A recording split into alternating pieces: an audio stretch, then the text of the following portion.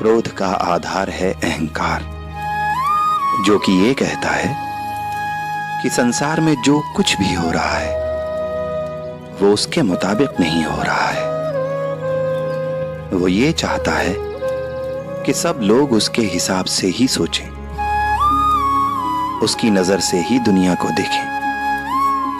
अब तुम ही बताओ, क्या यह संभव है?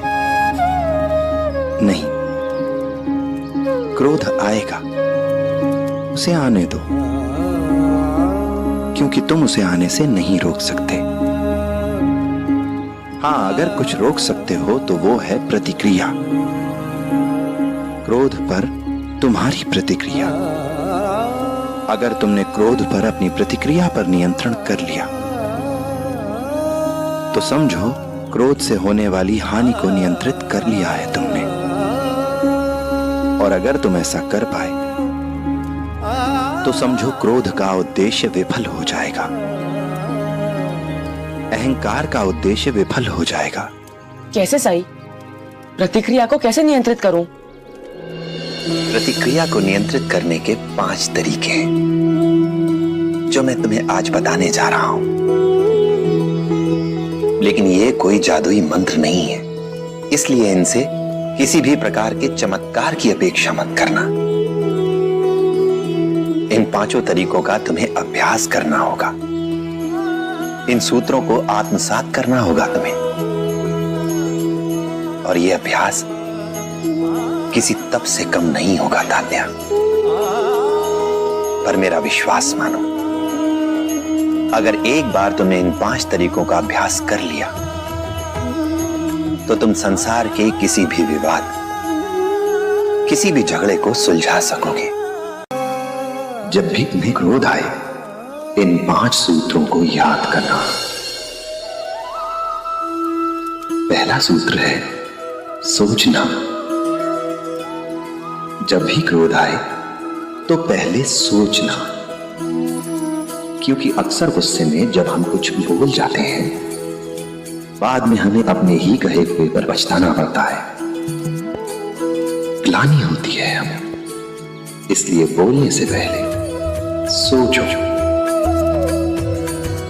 दूसरा, कितना भी गुस्सा आए, अपने पक्ष को हमेशा शांत भाव से रखना।